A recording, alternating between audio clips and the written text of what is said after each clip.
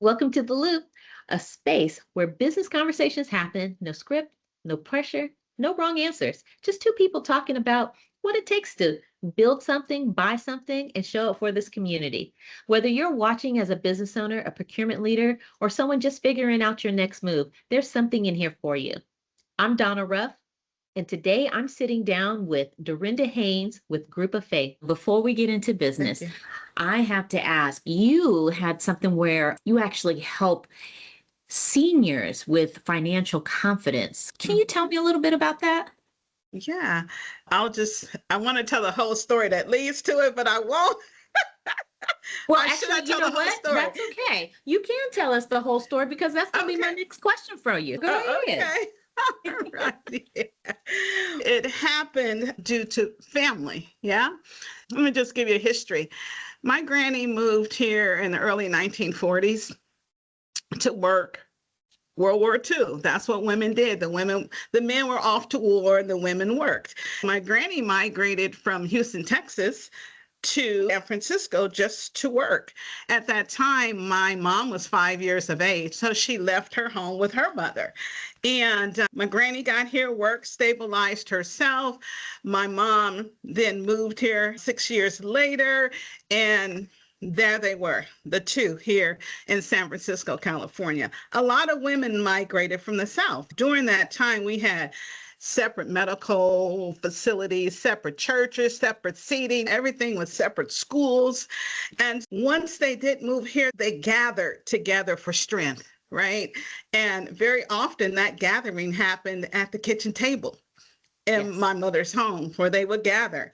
And I was a little girl at the time, so I could hear the conversation. It was always a financial challenge. There were lots of challenges, and these women would hold together and try and work through them as they ate food, right? A cake or something or another. The food was a very instrumental in the gathering of the women. And as they aged, I was there to assist. I knew exactly what was going on. I had a love for mathematics, and it seems like everything was money that was connected to math. So I just kind of chimed right on in. And then I learned a lot about how to stack two nickels. And if we all stack two nickels, then we all might be able to eat. Or someone goes to market and catch something on sale, and then they start collecting blue chip stamps.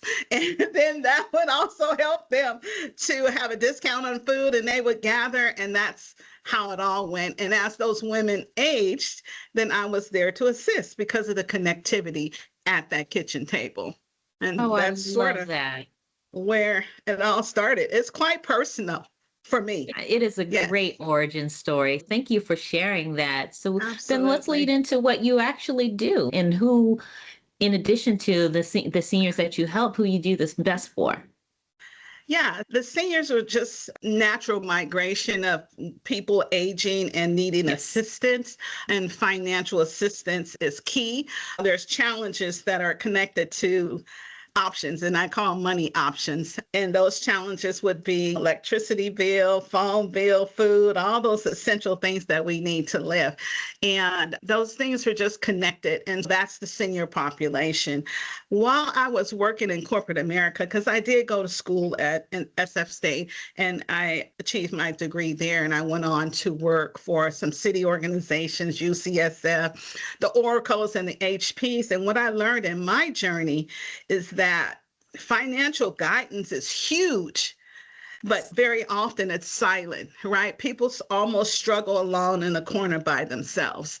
Money or option gives you confidence in things and stability and things like that. So a lot of times people don't like to talk about it. It's just trauma and finances, right? Mhm. Trauma, we talk about mental health trauma all the time, but financial trauma is very silent. Okay, that they suffer in the corner. For me, as my name of the company is Group of Faith, because it's based on that group of faithful women that was trying to make it. And Right. so that I reached to faith because that's the only way I was able to leave corporate America. I got this information and I just had to either stay there and make it work for the stock markets and all the guys, or step back and bring this information to my community. And that's what I decided to do. I decided to step back and take this information to the people that I saw needed it most. Now, I don't want to let's not get it wrong. These folks had lots of effort. That wasn't the problem. It was the lack of financial information. That was the problem. Access. That was the problem. So it wasn't effort, it was access. So for me today, when I did step out, I chose to help those who I believe needed it most, senior citizens. I've had the opportunity to do workshops with the youth. Most importantly, I do a lot of work with entrepreneurial women and small businesses, and then have the privilege to work with nonprofits and even religious organizations. So that's where I fit in. I try and make it as simple as possible. I have this beautiful example of Kathy. She was a lady who had an oil change business. I try and make my examples true to life. Everybody knows what an oil change is, right? So I pull it in with a commonality, or I can take an example of the grocery store, right? Nothing like a complex organization that reports to the market. I don't start there. I start at the bottom. I call it the nickel, dime, dollars philosophy. We start small and then we grow. So I help the folks in the middle who don't have the actual access to financial guidance. And I try and explain it in a way that connects to them individually, because I feel that when I can connect that way, I don't know, people tend to retain it better, or try and keep that little example in their mind and help them along the way. I love that so much. And we talk a lot about a circular economy here at the council. So I love that your work is very directly affected to the other businesses that are in our community. So when it comes to different types of partners and contracts and opportunities, what are some that you are actively looking for right now? Because I want our audience to hear that and understand like how they can absolutely partner with you as well. I would love to work with financial literacy initiatives. I would just adore to go into the jails and touch on the men and women there. Although folks understand they're not making money, it doesn't matter. I want them to be connected to it, because money gives you options. Doesn't give you peace, but it gives you options. And the options tends to release some of the stress. So they're all interconnected. I would say financial literacy, I need to get my senior citizens rocking and rolling. I do not want them to reach the end of life and still have the struggles that they had at the beginning of life. So seniors, I love my little savers is what I call them, the little 5-year-old guys trying to change their life before it even gets started. Give them the information and the certainty, because a lot of little ones who've gone through trauma already, they don't understand the need to save because their future is uncertain to them. So they don't have that connectivity. And I just want to bring the connectivity in, because I believe that if I start at 5, it'll take them through all the way to their 95. So if I can start here and gather them along the way, I would surely love to do that. That's for sure. I sure do hope that we are staying in touch, because we are going to be launching some youth entrepreneurship with our organization. So we would be in the best hands with you. So I have one last question for you. Yes. What is, if anything, the folks who are watching us, what would you want them to know about you, and how can they find you? Absolutely. So I am Dorenda Haynes, the Group of Faith president owner. It's a personal venture for me because I've seen it.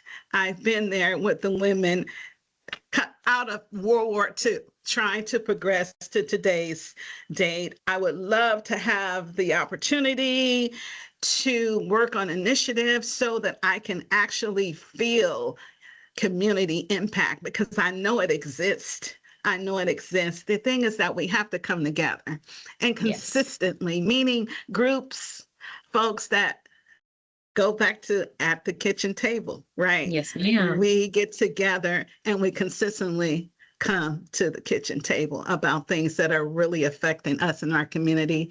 And finances has a tremendous effect.